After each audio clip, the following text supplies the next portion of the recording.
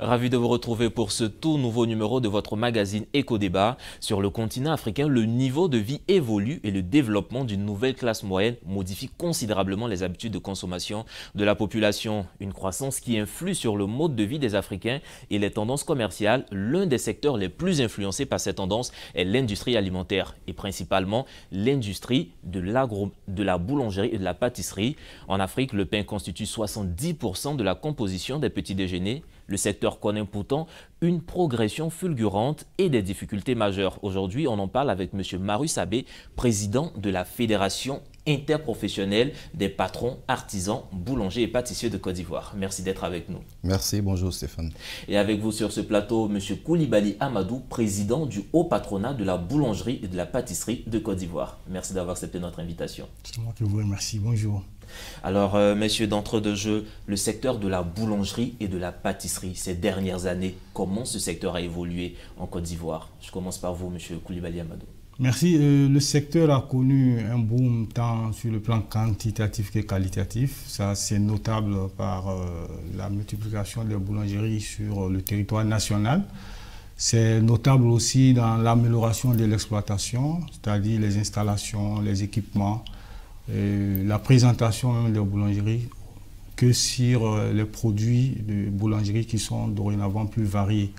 Mais de l'autre côté aussi, ça laisse quelques petits problèmes concernant la réglementation qui n'évolue toujours pas dans le même sens ou au même rythme que la dynamique du marché, n'est-ce pas, de la boulangerie. Et vous, comment est-ce que vous percevez cette évolution? Ok, merci. Il est évident que le secteur de la boulangerie a connu une évolution notable au niveau des structures, mais aussi au niveau des produits, comme le disait tout à l'heure le président Amadou.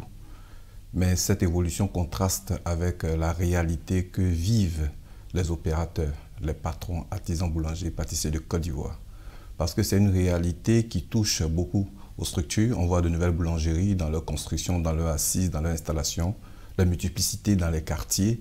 Mais parallèlement à ça, les éléments qui concourent à fabriquer le pain ont connu une hausse du coût. Et paradoxalement, le prix du pain, la baguette de référence, reste étrangement bloqué à 150, ce qui cause des problèmes énormes aux opérateurs dans le secteur. Donc je dirais une évolution mitigée, parce qu'une évolution doit pouvoir prendre en compte tous les paramètres qui président à la survie d'un secteur, tel que la boulangerie et la pâtisserie en Côte d'Ivoire. Alors j'aimerais m'attarder vraiment sur un point que vous venez de préciser tout à l'heure. Ces boulangeries-là commencent à se développer, à s'implanter. Est-ce à dire que la demande est forte ou bien c'est juste un marché, je dis n'importe quoi, c'est à la mode, c'est tendance? Bon, c'est les deux. Le fait que la boulangerie aussi évolue peut dénoter du fait que traditionnellement, le pain seul ne suffit plus à rentabiliser un peu le business. Donc, on est obligé de varier l'offre, aussi de se rapprocher le plus possible des populations, des clients. Et donc, c'est vrai que le secteur peut présenter encore beaucoup, mais dans la pratique, ce n'est pas forcément un retour qui est positif. Voilà. Donc, pour récapituler, il faut aller près des clients, il faut varier l'offre pour pouvoir s'en sortir parce que ce n'est pas du tout évident. Voilà. Et au niveau de la disposition, je vais dire de l'emplacement de ces structures, est-ce qu'il y a une réglementation? Parce que de nos jours, on voit il peut y avoir 2 boulangeries à moins de 100 mètres. Il y a une réglementation dans ce sens? Oui, vous faites bien de le dire. Effectivement, il y a une réglementation qui touche au secteur de la boulangerie et de la pâtisserie en Côte d'Ivoire, notamment de la boulangerie. Cette réglementation est campée dans le décret de 96 qui a libéralisé la boulangerie, mais qui est tout de suite, si je peux dire, enchâssée par deux arrêtés de 2014 qui touchent à l'installation et à la commercialisation. En ce qui concerne les installations, cet arrêté précise bien qu'il faut respecter une distance de 500 mètres de rayon entre 2 boulangeries. Nous constatons que beaucoup de boulangeries ne respectent pas cette distance minimale imposée par les tests, ce qui nous pose beaucoup de soucis. Et nous souhaitons, pendant que nous en parlons, que les autorités veillent au respect des tests, parce que beaucoup de conséquences sont liées au non-respect des tests. Et tout à l'heure, vous parlez de la multiplicité des boulangeries. Oui, la multiplicité des boulangeries pourrait se justifier par la prolifération de quartiers nouveaux, de population nouvelle avec des exigences nouvelles.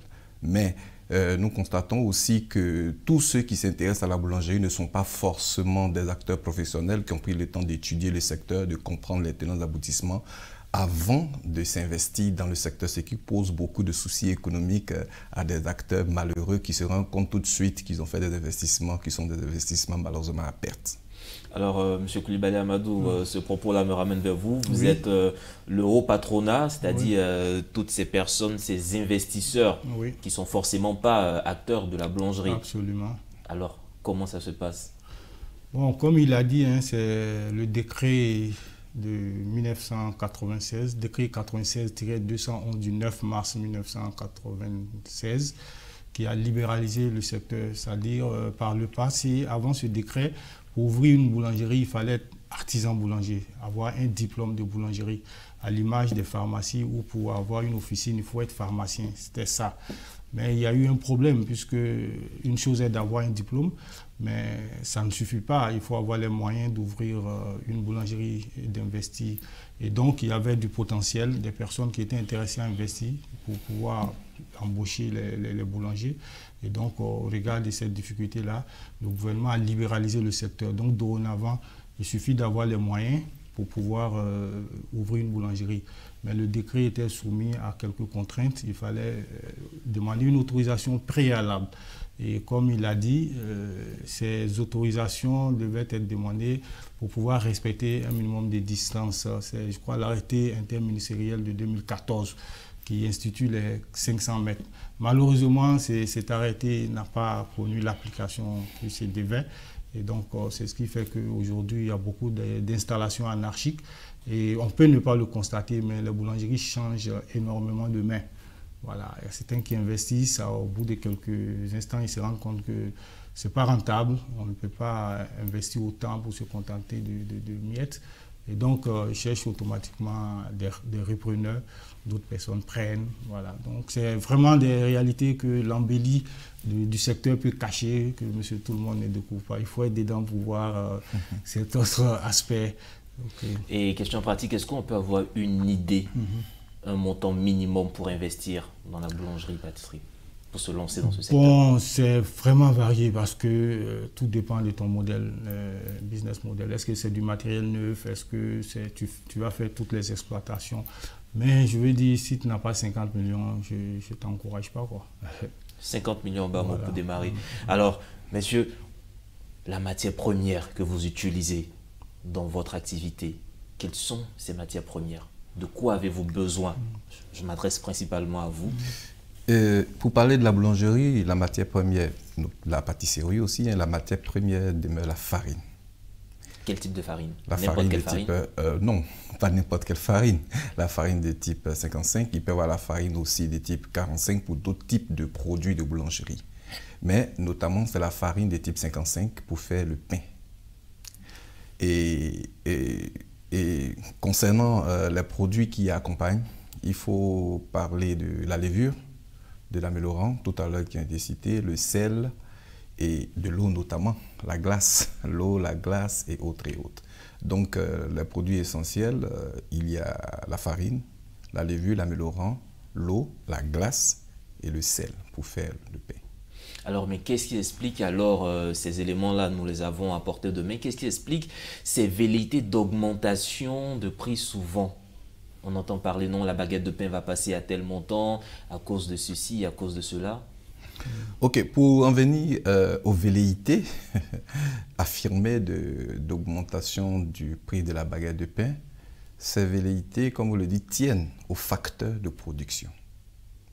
C'est-à-dire? La farine, aujourd'hui, selon une étude récente, représente 50% du chiffre d'affaires du boulanger. Seulement la farine. Or, tout à l'heure, on vient de citer qu'il n'y a pas seulement la farine.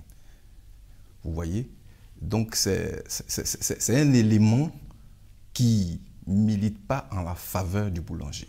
Que la farine représente un coût aussi excessif dans la confection d'un produit dit social.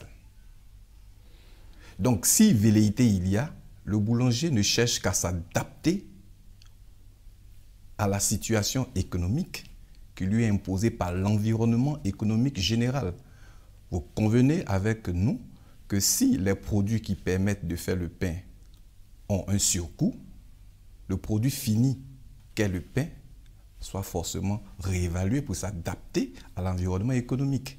Parce que étant acteur économique, le boulanger, il va faire face à ses besoins par rapport aux produits qui tirent de son activité qui est la boulangerie.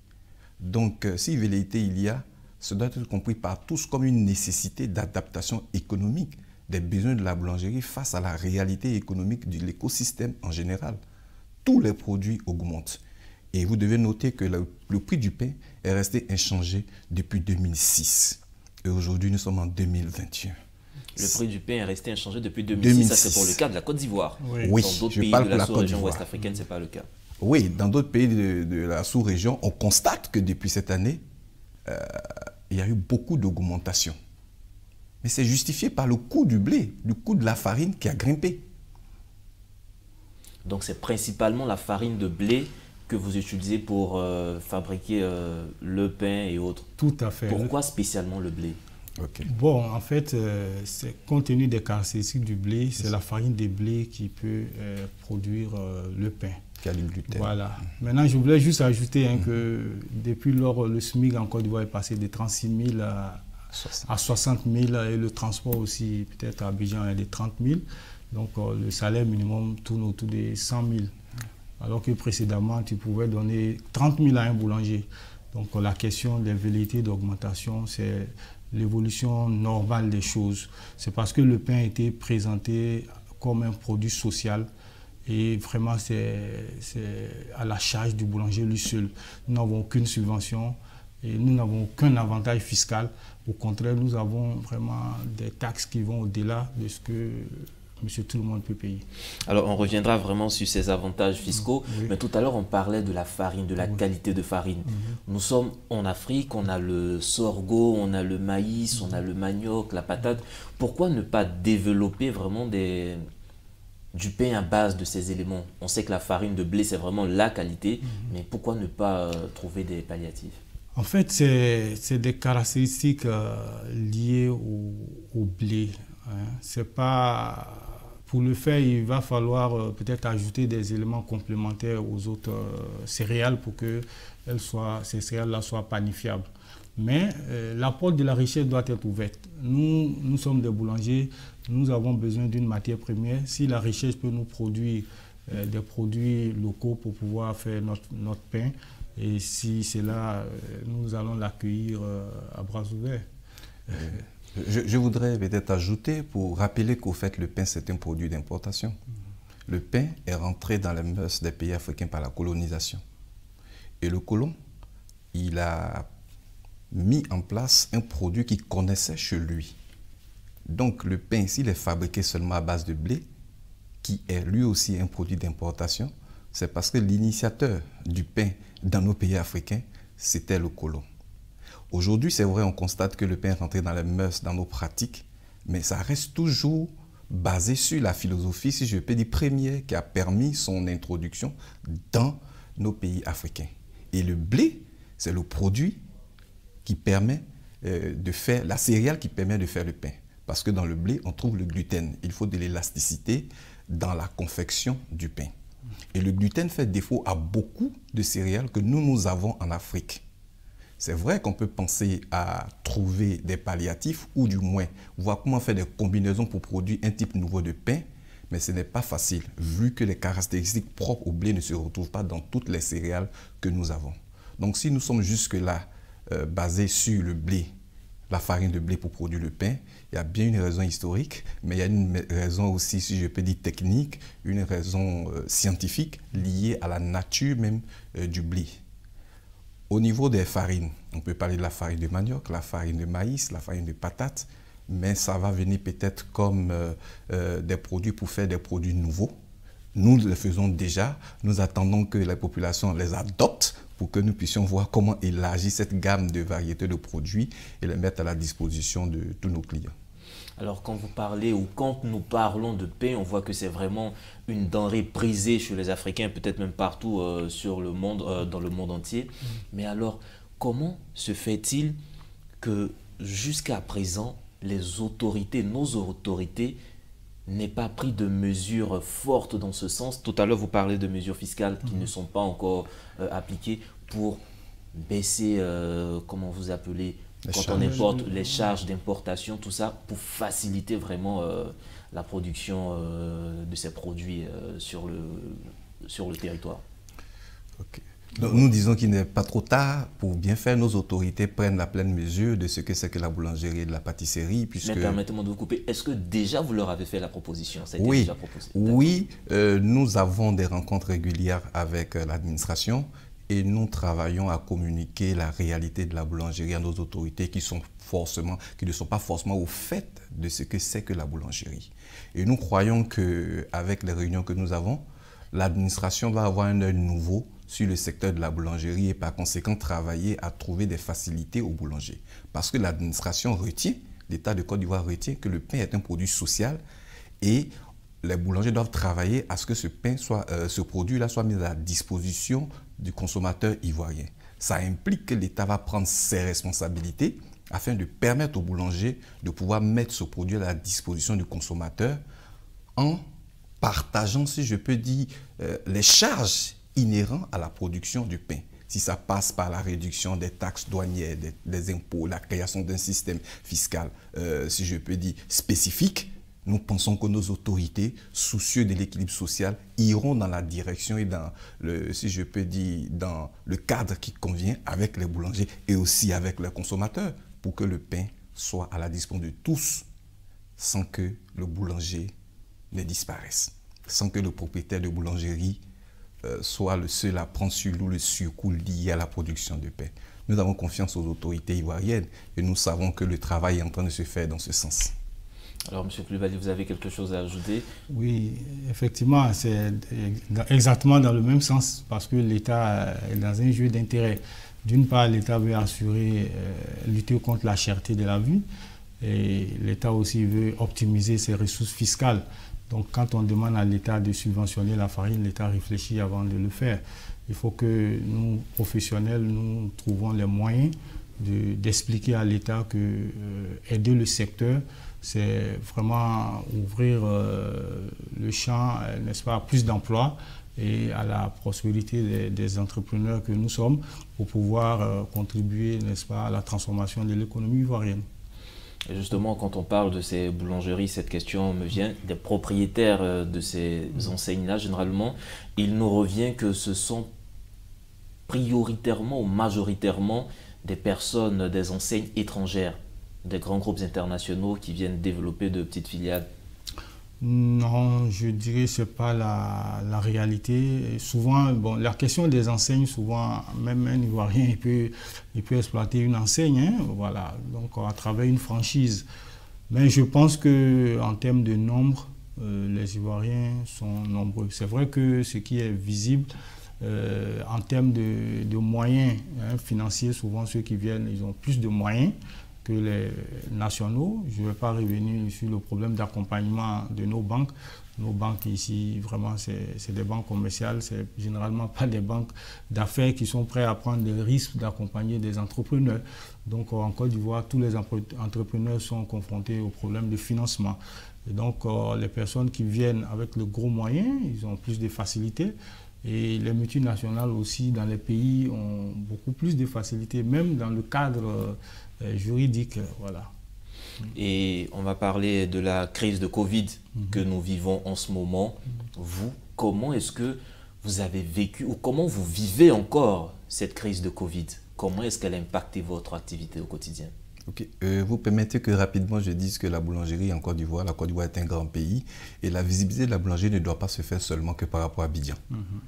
Beaucoup d'acteurs nationaux sont, si je peux dire, des animateurs de la boulangerie en Côte d'Ivoire. Les enseignes dont vous parlez, ce n'est qu'Abidjan. La grande masse de boulangers, ce sont des acteurs nationaux. Et c'est toute la Côte d'Ivoire qu'il faut prendre en compte lorsqu'on parle de la boulangerie. La crise de Covid, Oui, mais nous subissons les effets liés à la Covid comme tous les opérateurs économiques de Côte d'Ivoire. Lorsque les travailleurs ont perdu leur emploi, nécessairement ils ont perdu des moyens financiers. Par conséquent, le pain est devenu des options, ce n'est plus forcément une priorité.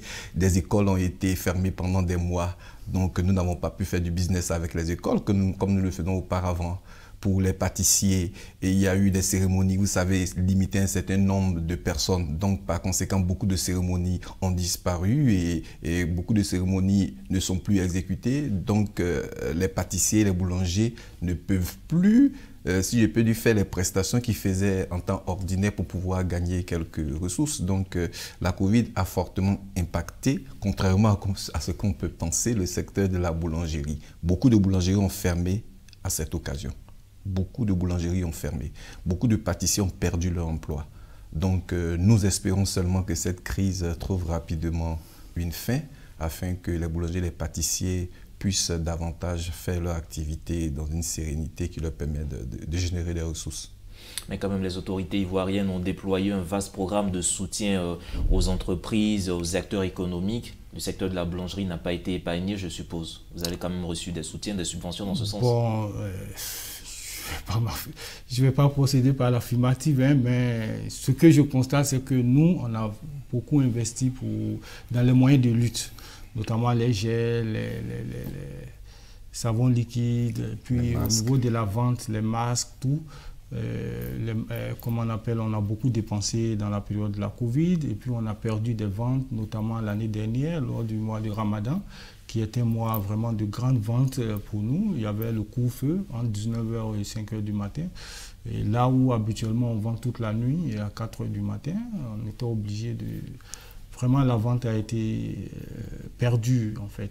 Concernant les mesures d'accompagnement, bon, c'est toujours assorti de conditions. Et souvent, les boulangers...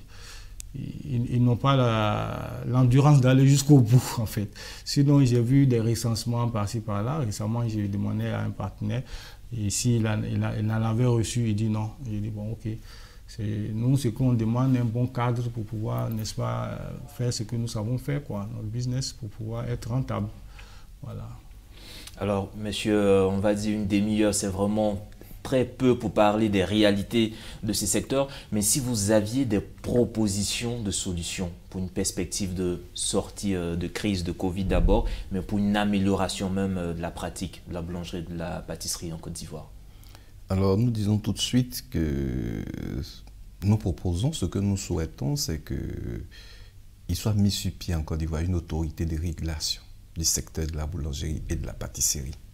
Parce que c'est un secteur essentiel, un secteur important. Il est nécessaire que les autorités étatiques prennent suffisamment leurs responsabilités pour réguler le secteur. D'abord, l'accès à la profession. Nous souhaitons que l'accès soit beaucoup plus régulé. Ensuite, nous souhaitons aussi que les tests, lorsqu'on les prend, on les applique. Vous voyez, aujourd'hui, nous, boulangers, nous ne concevons pas que le pain soit vendu dans la rue, transporté un peu n'importe comment, exposé à toutes sortes d'intempéries, à toutes sortes de souillures. Nous n'admettons pas cela. Et nous estimons qu'il revient aux autorités de faire la police pour que ces genres de pratiques qui sont déjà interdits dans des arrêtés puissent être respectés. Et nous voulons aussi que le consommateur ivoirien prenne ses responsabilités, qui n'accepte pas que son pain soit transporté à dos d'homme, dans la poussière, vendu à même le sol, avec toutes les souillures que cela impose. C'est pour cela que nous, au niveau de la fédération interprofessionnelle des patrons boulangers pâtissiers de Côte d'Ivoire, nous appelons les consommateurs à venir prendre leur pain au guichet pour s'assurer de la sécurité du produit, la sanité du produit qu'ils ont à consommer. Parce que c'est une question de traçabilité. Vous ne savez même pas d'où vient le produit que vous mangez parce qu'on vous apporte le pain dans votre domicile. Vous ne savez pas le parcours de ce pain et c'est dangereux pour la santé. Ça pose même une question de santé publique. Donc nous voulons vraiment une autorité de régulation pour que les choses soient mises en ordre. La Côte d'Ivoire est un grand pays, un pays démocratique. La boulangerie et les questions de pain doivent être à une certaine hauteur au niveau de la qualité des produits que nous mettons à la disposition des consommateurs. Et nous pensons que ça passe par la mise en place d'une autorité de régulation qui pourra, avec les acteurs comme les patrons d'associations, développer la politique qui convient à la sécurité alimentaire et à la qualité de la fabrication même du pain. Donc nous souhaitons vivement cette autorité qui va nous permettre de parler de toutes les solutions envisageables pour notre secteur. Mise en place d'une autorité de régulation, M. Coulibaly Amadou. Oui, pour ajouter à l'autorité, vraiment elle est nécessaire. Il faut qu'il y ait un cadre vraiment indépendant. Parce que lors de nos échanges, on a l'impression que nos voix ne sont pas suffisamment entendues. Et je souhaitais que l'État quand même envisage la boulangerie dans une stratégie de long terme. Parce qu'il y a des mauvais acteurs, malheureusement, qui font des pratiques qui ne sont pas des pratiques réelles. Donc ça peut présager d'une crise future dans le secteur. Donc il faut vraiment de la réglementation. Et aux populations, il faut que les populations soient prêtes à payer le prix juste, pas forcément le prix bas. Parce que deux choses peuvent se ressembler, ce n'est pas les mêmes. On voit des pains moins chers dans la rue, franchement, ce n'est pas bon pour la santé. En tant que professionnels, nous déconseillons ce type de pain parce que ce n'est pas propre à la consommation. Et donc, il faut que la population soit prête à payer le prix juste, qui rémunère aussi, qui rémunère nos employés, nos investissements et qui nous permet d'avoir de la marge. Parce que si le boulanger aujourd'hui a de la marge, le boulanger peut plus tard devenir un industriel. C'est comme ça se passe ailleurs. Donc si l'État s'inscrit dans cette perspective et non de chercher à presser le boulanger avec une pression fiscale qui va nous faire fermer, ce n'est pas du tout bien. Et donc c'était ça. Merci encore, M. Amadou Coulibaly. Mais je ne pourrais pas terminer, j'aimerais revenir vraiment sur quelque chose en 30 secondes. En 2020, on a vu qu'avec certains responsables d'autres pays de la sous-région, vous avez essayé de créer une fédération parce que les mêmes problèmes que la Côte d'Ivoire connaît, c'est le même problème au Ghana, partout. En 30 secondes, qu'est-ce qu'il en est de cette fédération, de ce conglomérat que vous avez voulu mettre en place? Merci de nous rappeler cela. Effectivement, cette confédération va naître sous peu parce que nous avons lancé les bases au Sénégal déjà en 2019 où des pays comme le Sénégal, la Côte d'Ivoire, le Sénégal, le Burkina, le Mali, Togo, Bénin se sont inscrits dans une démarche de créer une confédération. Nous avons formalisé cela à Yamoussoukro le 27 février 2020 passé et nous sommes en train de finaliser les tests statuts, c'est déjà fait, règlement intérieur et très bientôt la confédération va naître avec la Guinée, le Mali et tous ces pays-là pour parler des questions du pain parce que c'est un problème qui nous est commun. Un problème qui nous est commun. Merci, M. Amadou Coulibaly. Je rappelle que vous êtes le président du haut patronat de la boulangerie et de la pâtisserie de Côte d'Ivoire. Et avec vous, M. Marius Abbé, président de la Fédération interprofessionnelle des patrons, artisans, boulangers et pâtissiers de Côte d'Ivoire. Messieurs, merci. Et merci à vous tous qui nous suivez partout dans le monde. Vous pourrez retrouver ce programme sur notre site internet www.mediantv.com. Agréable suite de programme sur nos antennes.